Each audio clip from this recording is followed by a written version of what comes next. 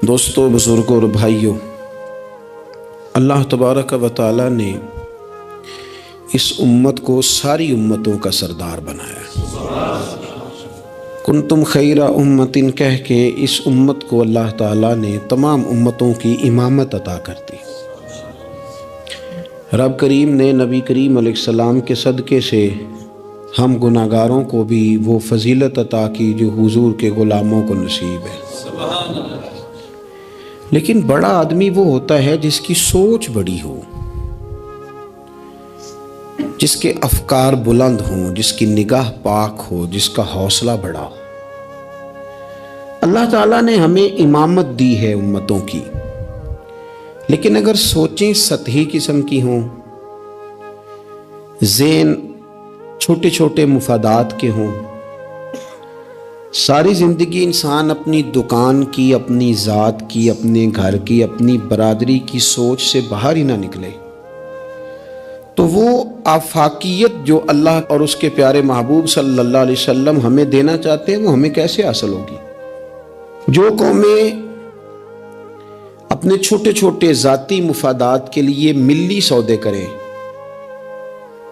اپنا گھر بنانے کے لیے ملکوں کو مقروض کر دیں، تو وہ کیسے دنیا کی امامت کا فریضہ سر انجام دیں گی؟ ساری زندگی اگر انسان اس رٹے سے باہر نہ آئے کہ میں کیسے اونچا ہو سکتا ہوں، میرے بچے کیسے آگے جا سکتے ہیں، مال کیسے کما سکتا ہوں، یہ میرا گھر بہت بڑی حویلی میں کیسے بدل سکتا ہے، فیکٹری ایک کی 4 کیسے ہو سکتی ہیں، اور کوئی ملی کام ہی نہ کرے، تو وہ آفاقیت جو اسلام چاہتا ہے وہ کیسے پیدا ہوگی؟ اقبال کہنے لگے کہ عجب نہیں کہ خدا تک تیری رسائی ہو، پر تیری نظر سے پوشیدہ ہے آدمی کا مقام۔ تو بندے کو ہی نہیں سمجھ سکا تو وہاں تک تو کیا جائے گا؟ جب تک سوچوں میں وسعت نہیں آتی۔ دیکھیں نا، ڈاکٹر اقبال ہمیں کہتے ہیں کہ بازو تیرا توحید کی قوت سے قوی ہے، تو وطنوں میں سرحدوں میں اپنے آپ کو قید نہ کر، تو اللہ تبارک و تعالیٰ کا نائب ہے اور خدا کے فضل کا تیرے اوپر سایہ ہے، بازو تیرا توحید کی قوت سے قوی ہے، اسلام تیرا دیس ہے اور تو مصطفی ہے۔ تو اپنے مذہب کو اسلام جان، اپنے وطن کو، اور تھوڑی بڑی سوچ پیدا کر، تھوڑا بڑا۔ اور اقبال کہنے لگے وقت فرصت ہے کہاں، کام ابھی باقی ہے، ابھی آرام سے بیٹھ گئے ہو، ابھی آرام سے بیٹھ گئے ہو، ابھی تو دنیا میں رسول اللہ صلی اللہ علیہ وسلم کے نظام کے جھنڈے کو بلند کرنا تھا، حضور کی آفاقی تعلیمات سے پوری دنیا کو تم نے روشناس کرانا تھا۔ اقبال کہنے لگے وقت فرصت ہے کہاں، وہ کام ابھی باقی ہے، نور توحید کا اتمام ابھی باقی ہے، بھی تو آگے بڑھنا تھا۔ لیکن سطحی سی سوچیں، چھوٹی چھوٹی باتیں، مثلاً امیر دولت کے چکر میں اور غریب اس کمزوری کے احساس میں کہ میں تو غریب ہوں جی، میں تو، غریبی کو بیچا تو نہیں نہ جاتا، غریبی کوئی فار سیل تو نہیں ہوتی، غریبی وہ زخم تو نہیں جسے دکھا دکھا کے بندہ پیسے وصول کرے۔ آپ اپنی غریبی کو بھی کیا سیل کریں گے، اپنے آنسو بھی بیچیں گے کہ میں چونکہ کمزور ہوں تو لہذا فٹافٹ میری بولی لگا دی جائے؟ لا یسألون الناس الحافا۔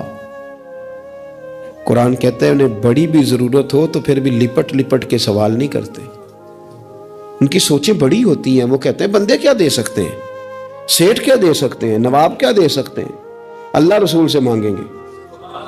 ان کی بڑی سوچیں ہوتی ہیں۔ وہ شاعر تھا نا ایک بیچارہ، شاعر ناراض نہ ہو جائیں، یہ بھی بیچارے قابل رحم ہوتے ہیں، ساری دنیا سو رہی ہوتی ہے تو یہ چھتوں پہ پھر رہے ہوتے، کہتے ہیں آمد ہو رہی ہے، تو یہ بھی ایک عجیب بعض اوقات کیفیت بن جاتی ہے۔ تو اس کی بھی حالت کچھ تھوڑی زیادہ ہی پتلی تھی، کپڑے بھی پھٹ گئے، کسی چوک میں مکھیاں بھنک رہی تھی، تو کسی نے سمجھ لیا کہ شاید غریبی بیچے گا۔ ایک بندہ سیٹھ گزرا تو 5 روپے پھینک گیا، تو شاعر اسے کہنے لگا یہ اٹھا اپنے پیسے لے جا۔ کہنے لگا وہ آپ کو اس لیے دیں کہ آپ کو ضرورت تھی، بڑا خوددار آدمی تھا۔ کہنے لگا اگر ضرورت ہوگی تو میں رب سے مانگ لوں گا، اللہ سے مانگ لوں گا ضرورت پڑے گی تو۔ یہ آرزوئے کرم اور میں آپ سے کروں، یہ آرزوئے کرم اور میں آپ سے کروں، یہ بھیک اس کو دی دی ہے جس کا خدا نہ ہو، میں مانگ لوں گا اللہ رسول مجھے دیتے ہیں۔ خودداری، عزت نفس، بڑی سوچ، بلند افکار، یہ ذات کا جو چنگل ہے نا، اس سے اپنے آپ کو آزاد کیا جائے. میری بات بن جائے، مجھے کو چودھری مان جائے، مجھے کو بڑا مان جائے، کسی کو پتہ چل جائے تعلق ہے، کسی کو پتہ چل جائے فلانے کا نام آتا ہے، کسی کو میں، بھئی آپ کمزور ہو جائیں گے، آپ تو بھیک اور خیرات مانگنے لگیں گے عزت کی. آپ کس چکر میں پڑ گئے؟